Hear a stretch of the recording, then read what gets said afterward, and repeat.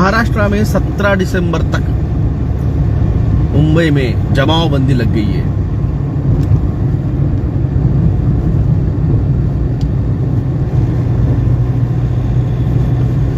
मुंबई में 17 दिसंबर तक जमावबंदी लगी हुई है, धारा 144। क्यों? क्या होने वाला है मुंबई में? ऐसा क्या होने वाला है कि लोग इकट्ठा होने वाले हैं? ये सब सिंबॉलिक चीजें हैं दोस्तों। समझदार को इशारा काफी होता है, तो हम समझदार हैं, हमें इशारा समझ गया। इसका मतलब 3+2G अब फुल फेज में इस गुजरात इलेक्शन के बाद में स्टार्ट होने वाला है। और जैसे 2021 में टपा टप मर रहे थे लोग, वैसे अब मरना ये फोर्थ लहर के नाम पे। चाइना में जो आई हुई है लहर, आप समझो चाइना में हर आदमी को 3 दिन में एक बार वो नाकों में डंडिया घुसा के, मुंह में डंडिया घुसा के करना कंपलसरी कर दिया है भाई। 3 दिन में एक बार। और मैंने आपको कहा है वो आरटीपीसीआर की डंडिया 2017 में खरीद के रखी हुई है। तब जेपी नड्डा जो भारत के आज के बीजेपी पार्टी के अध्यक्ष है, उन्होंने तब दबा के कमाई की उसके अंदर। और तब एम्स के जो डॉक्टर थे इंचार्ज भंगा खेड़कर, उन्होंने भी दबा के कमाई की है। उनको सुप्रीम कोर्ट ने झाप दिया था कि तुम इन चीजों में करप्शन कर रहे हो, तो ये करप्टेड लोग हैं। मैंने आपको कल कहा था, दल्ले लोग हैं, दलाल लोग हैं, कमीशन खाते सिर्फ। जेपी नड्डा को एक घंटा पता है बीमारियों के बारे में, वो क्या डॉक्टर आदमी है? क्यों खरीद कर रखी आरटीपीसीआर टेस्टिंग किट 2017 में? तो इन लोगों को ये सब के सब इस गवर्नमेंट के दल्ले लोग हैं। खुद वो भारत को बेच रहा है, खुद दलाली कमाई कर रहा है। 10-10 लाख रुपए के सूट पहनता है,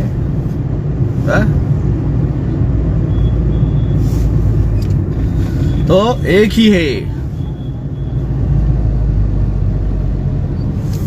रिजाइन नरेंद्र मोदी। कोई नहीं कहेगा इसके बारे में, ना राहुल गांधी कहेगा ना कोई कहेगा।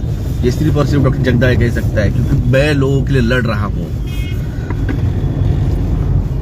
4 केसेस कोर्ट में डाल चुका हूं, हाई कोर्ट में।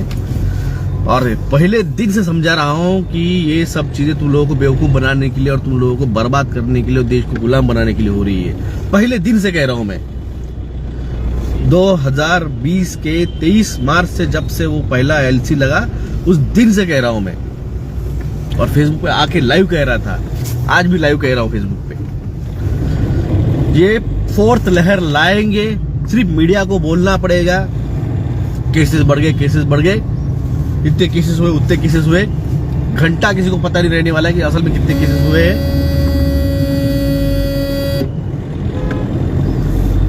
घंटा किसी को पता चल नहीं वाला है कि कितने केसेस हुए, क्या हुए हैं।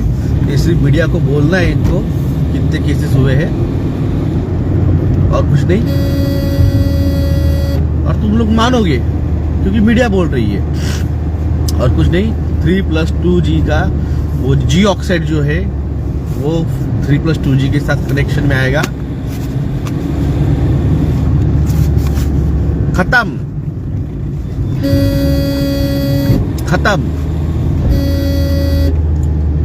श्री से कैलाशवासी, बस। अब इसकी जिम्मेदारी नैतिक तौर पे नरेंद्र मोदी ने लेनी चाहिए। भारत के पंतप्रधान हैं और उन्होंने जाके वर्ल्ड इकोनॉमिक फोरम के साथ और इंटरनेशनल मॉनिटरिंग फंड के साथ जो कि एग्रीमेंट किए, जो कि भारत के लोगों को बिना बताए किए। तुम भारत के पंतप्रधान बन गए, इसका मतलब ये नहीं है कि तुमको सब कुछ करने का अधिकार है। राजीव गांधी ने ओपन अर्थव्यवस्था स्वीकार नहीं की, इसका उनको फटका बैठा। उनकी मौत होने का रीजन भी वो बहुत बड़ा रीजन, सबसे बड़ा रीजन वही ओपन अर्थव्यवस्था थी। आज जिसके दम पे कांग्रेस बात करती है कि हमने ओपन अर्थव्यवस्था लाई, राजीव गांधी की बली उस ओपन अर्थव्यवस्था की वजह से गई है, उस पर कभी बात नहीं करती कांग्रेस।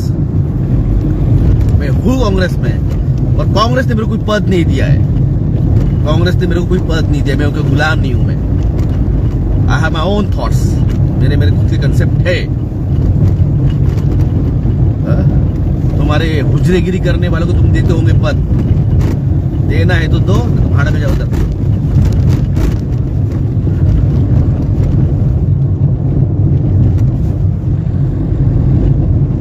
5 तारीख को फिर से गुजरात की इलेक्शन है। आम आदमी पार्टी और बीजेपी, इन दोनों को छोड़ के किसको भी वोट दो, किसको भी वोट दो। लोग कहते हैं सर आप कांग्रेस में ज्वाइन किए थे, आप कांग्रेस को मतदान करो, क्यों नहीं कहते? क्यों कहूं? नाना पटोले, अशोक चौहान, ये लोग बैठे ना यहाँ पे बोलने के लिए, उनके पास पद है, मेरे पास भी पद है, मैं क्यों कहूं? एज अ कार्यकर्ता आपने कहना चाहिए। झंडा लेके सिर्फ उम्र भर चलने के लिए पैदा हुए हम। हमारे ऊपर तुमने बात करनी, आज भारत के इतने लोग मुझे सुनते हैं, किसको भी करो भाई, तुम्हारी मर्जी है। You have the free will, free will है तुम्हारे पास। और याद रखना,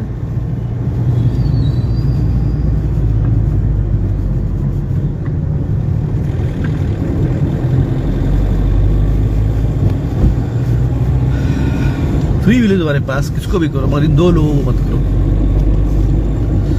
ये दोनों के दोनों फुल्ली ट्रेन करके आए गए हैं, लाए गए हैं। आम आदमी पार्टी और बीजेपी, ये मोदी, ये फुल्ली ट्रेन करके लाए गए हैं कबाल की तरफ से, इल्यूमिनाटी की तरफ से। ये दो छोड़ के किसको भी करो, क्योंकि उनको ट्रेनिंग नहीं मिली है, वो अभी बच्चे हैं।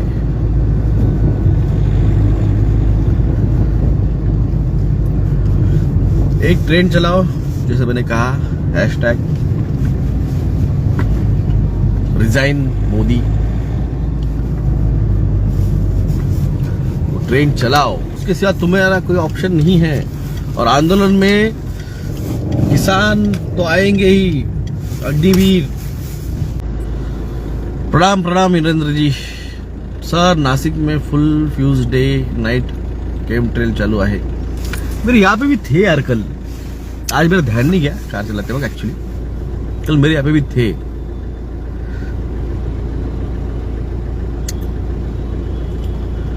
नमस्ते नमस्ते सुमित कुमार जी। तो एक है,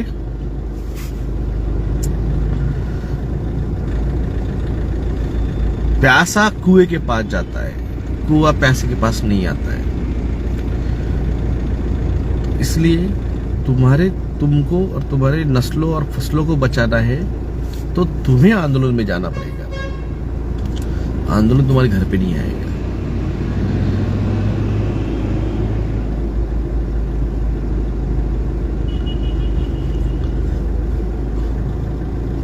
और जिनको लगता है कि नहीं ये मेरे लिए चीज नहीं है,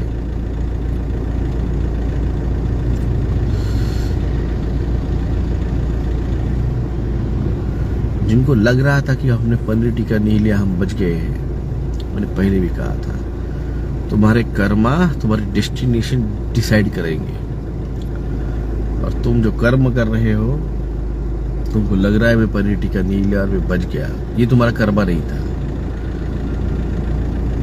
कुछ काम करना, कुछ कार्य करना, कुछ एक्टिविटी करना, वो कर्मा होता है। खामोश एक जगह में बैठ गए तो ये कर्मा नहीं होता है, ये कर्मा नहीं होता है। और जो कर्म करेगा उसी को ही उसका कुछ ना कुछ डेस्टिनेशन रूप में फल मिलेगा। 130 करोड़ जनसंख्या है, 135 करोड़ लोगों की भारत की जनसंख्या है, मगर जैसे मैंने कहा, बचने वाले सिर्फ और सिर्फ 33 करोड़ से, बाकी 100 करोड़ तुम्हारे कर्मा ही तुम्हारा डेस्टिनेशन अगले 7 सालों में डिसाइड करेंगे। जो जागा था वही बचेगा, आएंगे तो हम ही और लेके जाएंगे तो हम ही। जय हिंद, जय महाराष्ट्र।